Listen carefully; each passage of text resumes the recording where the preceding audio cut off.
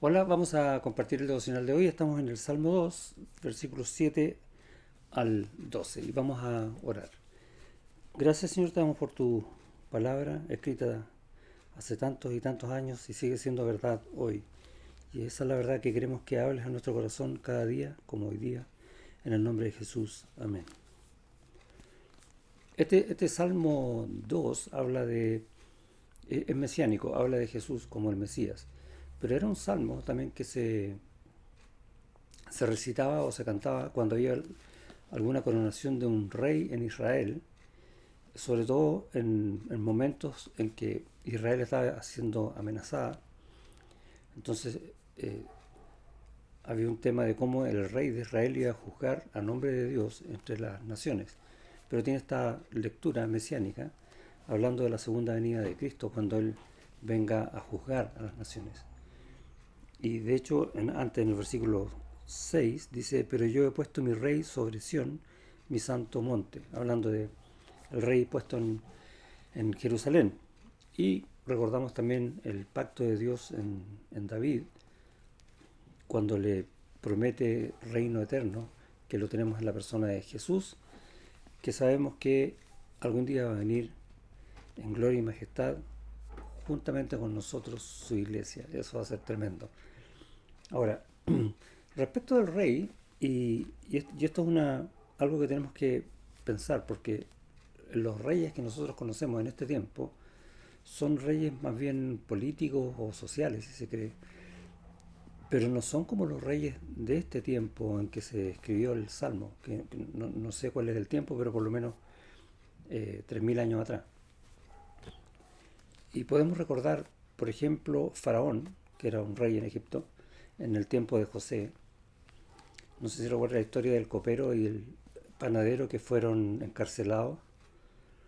Y el rey tenía entonces la potestad, a su propio juicio, de otorgarle la vida o la muerte a alguno que haya sido enjuiciado. Y tenemos justamente una historia donde uno vive y el otro es sentenciado a muerte. Porque el, la opinión del rey sobre algún asunto era un decreto que nadie podía discutir. Vemos en la historia de Esther también el temor de ella a acercarse al rey sin ser llamada, porque también podía morir solo por ese hecho. Entonces es un rey al que hay que temer de verdad. Y esa es el tipo de rey que está nombrando este salmo. Y en la persona de Jesús, que si bien sabemos que Cristo es amor, es misericordia, es fidelidad, es justicia, justamente por su justicia no perdona el pecado de todo aquel que no cree en Él. Y vemos en los versículos finales, cuando dice en el 12, honrad al Hijo para que no se enoje y perezcáis en el camino, pues se inflama de pronto su ira. Y ahí hay una sentencia. Y bueno, y esa sentencia también es para todos aquellos que, sabiendo quién es Él, pecan contra Él, o pecamos nosotros, y tenemos consecuencias serias por ese pecado. Entonces, no, como les dije, tendemos a pensar en los reyes como que los reyes son siempre buenos, pero no, los reyes son siempre justos. El rey es el encargado de impartir la ley. Ese es el sentido del rey acá. Y dice el texto en el 7, yo publicaré el decreto, Jehová me ha dicho, mi hijo eres tú, yo te engendré hoy. Y si bien este versículo puede llamar a alguna duda respecto a esto de cómo va a ser engendrado aquel que es eterno, pensando en el Mesías, ¿no? Y la idea aquí de engendrar, como muchas veces también se usa en otras partes de la Biblia, está hablando de declarar el Mesías, de ungirlo, de decir, este es mi escogido, mi amado.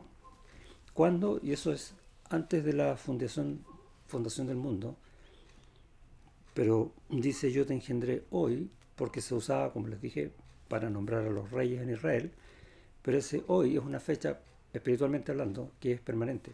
Todo el tiempo Él es el Mesías, sobre todo para aquel que no lo conoce, y el día de su salvación, Él es su Mesías o el Cristo en ese día, hoy. Ese es el concepto del hoy en el Salmo desde el punto de vista mesiánico. Ahora, eh, yo te engendré hoy, es yo te he puesto como rey porque tú eres el ungido. Recordamos, por ejemplo, ahí en Juan capítulo 1, cuando dice que todos los que le recibieron, eh, Dios le dio la potestad de ser hechos hijos de Dios, todos aquellos que han sido engendrados de Él. ¿Sí? Entonces, yo creo en Cristo, por lo tanto ahora soy engendrado de Dios para estar en Cristo. Y se usa esta misma palabra de escogido, ¿sí? Que está usando el Salmo, y ahí lo entendemos un poco mejor. Pídeme y te daré por herencia las naciones y como posesión tuya los confines de la tierra. Y este es un versículo muy lindo, porque no está hablando de naciones geográficas, sino que está hablando de todo aquel que es enemigo de Dios, como éramos tú y yo, y ahora somos de Dios por medio de Cristo. Nosotros fuimos dados a Él. Precioso versículo que está hablando justamente de nosotros. Y luego en el 9 habla de la segunda venida. Los quebrantarás con vara de hierro, como vasija de alfarero los desmenuzarás. Que va a haber un juicio ahí. Ahora pues, oh reyes, sed prudentes. Y esto tiene doble lectura, para los reyes que estaban enemigos de Israel en ese tiempo, pero también para los reyes de la tierra en el tiempo de la segunda venida. Admitid amonestación, jueces de la tierra. Servid a Jehová con temblor y alegraos con temblor. Y conocemos un versículo que se parece a este, ¿no? En Filipenses 2:13. Preocupaos en vuestra salvación con temor y temblor, porque el Señor, por su buena voluntad, pone las obras para que nosotros las hagamos. Y también está hablando entonces el Salmo de eso mismo. Y es interesante cómo este Salmo, que es precioso, habla de Dios decide dar un Salvador, el Mesías, al mundo, para que tú y yo ahora seamos engendrados para Dios en Él y podamos tener una vida creciendo con temor y temblor.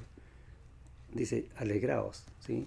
Con gozo en Él todo el tiempo. Pero ojo, el pecado tiene consecuencias. Nunca olvidemos eso. Y termina, bienaventurados todos los que en Él confían. Precioso salmo. Dios te bendiga.